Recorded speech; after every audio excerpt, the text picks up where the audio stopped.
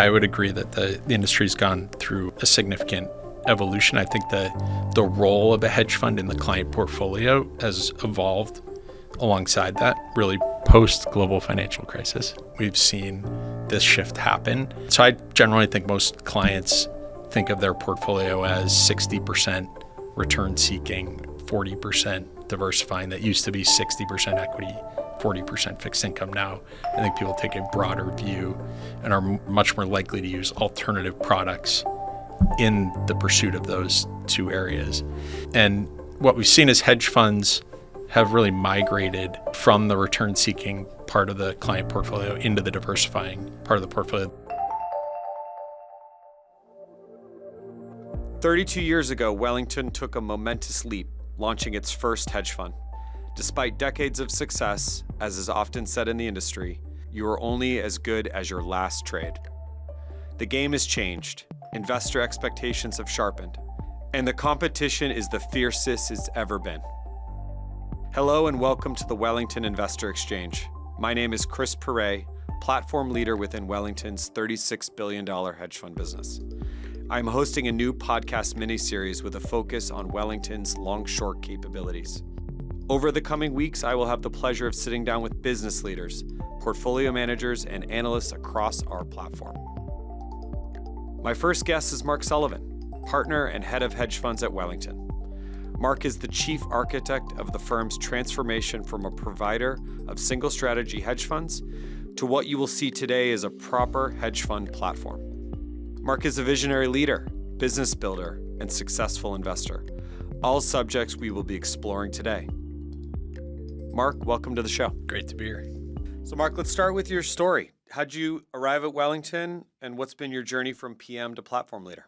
I've been at Wellington for the entirety of my career. Came here right out of undergrad and progressed, ultimately becoming a portfolio manager focused on rates and FX, which I did for about 11 years. And then following the retirement of the prior team leader, Bob Evans, in 2016, I was given the opportunity to take over the lead role for the macro business.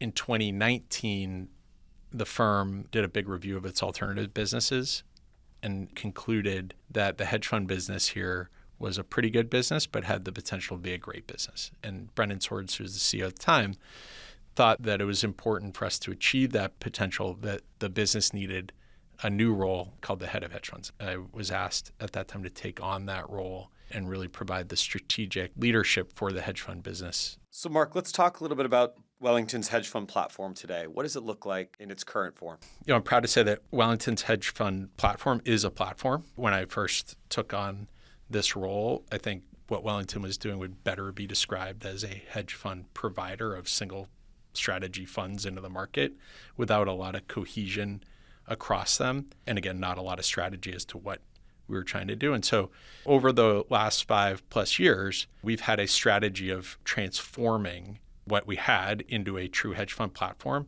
And that's really meant that we've had to do a few different things. One was re-underwrite and in many cases reorient the strategy lineup to be more consistent with the types of strategies we thought we needed to be able to run a hedge fund platform. The second was to also fill in the other capabilities that are really important to running a hedge fund platform. So what are some examples of that? The first one is about the manager's selection and allocation process and framework. The second is risk capabilities, which are really important, both risk analytics, technology models, but also the risk professionals that you need. A third one is our treasury function, what we call capital solutions. So, this is the area that ensures that we are taking advantage of opportunities to be as capital efficient as possible. Very important skill set for running a platform. So Mark, I think we have a good understanding of how things are structured today. A big topic in the industry is obviously competition. You mentioned it yourself. Competition is fierce. How do you envision Wellington competing in this space? This is a globally scaled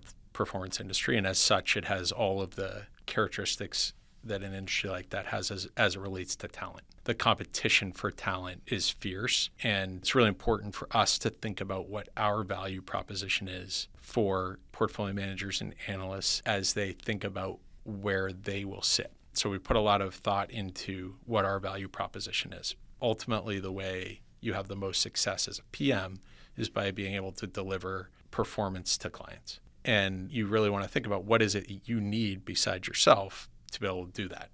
Wellington, because it is a scaled organization and it's a diverse organization in terms of the activities we do, provides a great platform for many PMs. We're really looking for PMs that believe being part of a firm like Wellington that is a collaborative firm across a diverse set of specialists in the investment industry will be a place that they thrive, and as a result are people that will also contribute to that culture. Mark, let's talk about the hedge fund industry a little bit.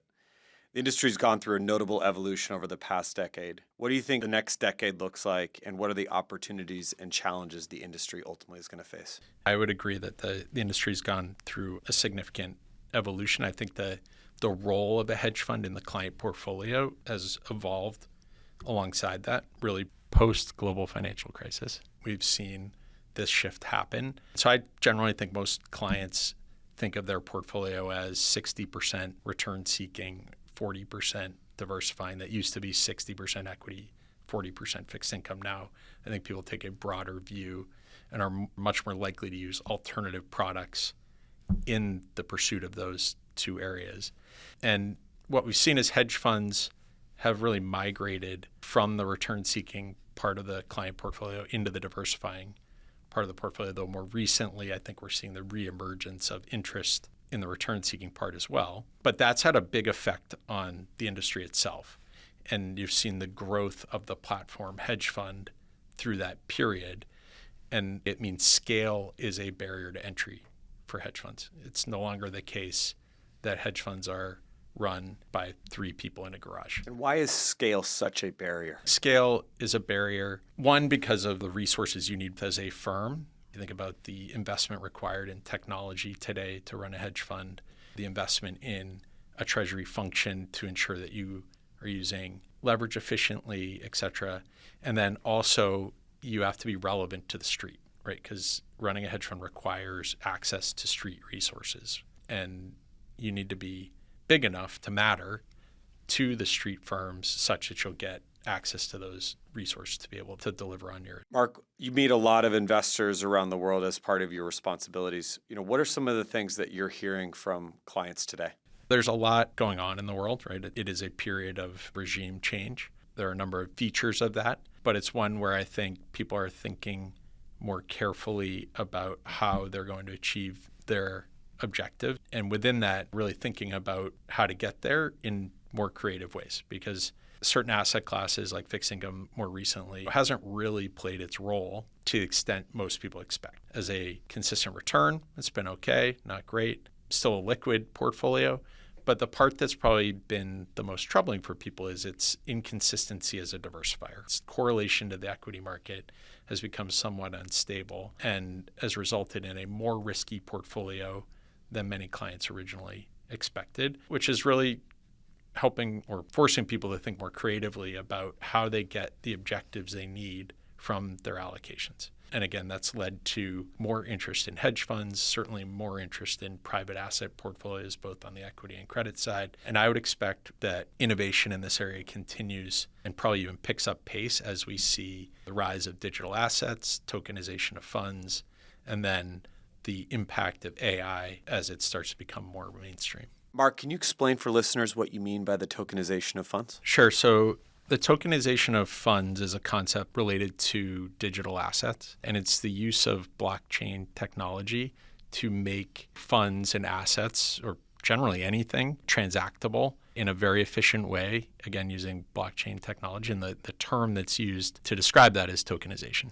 What do you think the next decade looks like for the hedge fund industry? My hypothesis is that the next decade looks similar to what we've seen more recently, in that you've seen consolidation of the top talent in the industry onto larger and larger platforms. I think it's likely that continues and that those capabilities are delivered to a broader set of client portfolios as the wealth platforms get bigger and bigger and are becoming larger and larger and more consolidated themselves. They are becoming more sophisticated users of alternative products. But I would guess that as the hedge fund platforms themselves continue to scale, they actually play a bigger role in those portfolios as well. Who do you look up to in the industry, Mark? So I have a lot of respect for all the firms that are now at the top of the table. All those firms took a long time to build. They all faced challenges along the way. And this is an industry that has a strong survivorship bias because the fail rate in the hedge fund industry is extremely high. So I have tremendous respect for the firms that exist today and are at scale and are really atop of their game. And there's a lot we can learn from what they've done well, and also appreciate that they're all very different from each other. They often get lumped together as one group. And while their objectives are similar, the way they get there is actually quite different by firm. And so there's a lot to learn from all of those. So Mark, you're clearly a student of this industry. So I'm going to actually put you in a little bit of a different seat to end the last question here is imagine yourself in a teaching role. What would be something you'd want to teach? That's a good question. I would probably teach economics, as you know, that's my background. But I think within that, I would definitely include some more real world education around finance that I think is often left untaught, and for many people is something that they would really benefit from understanding how the mortgage market works, or how to think about what banks do and how to navigate taxes and things like that. So Mark, first thing I'll say is I'm going to take that class. But secondly, Mark, I just want to thank you. It's been an absolute pleasure having you on the show today. So thank you. Thanks for having me.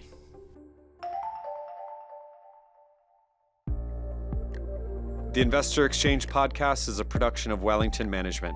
Our producers are Colin Hopkins, Amanda Doherty, Mark Murphy, and Dana Wickstead. The show is recorded, mixed, and edited by Mark Murphy. Production support from Dave Crow and Rasa Sermont. Animation support from Rasa Sermont. You can listen to the Investor Exchange at wellington.com and most podcast providers. Thanks for listening.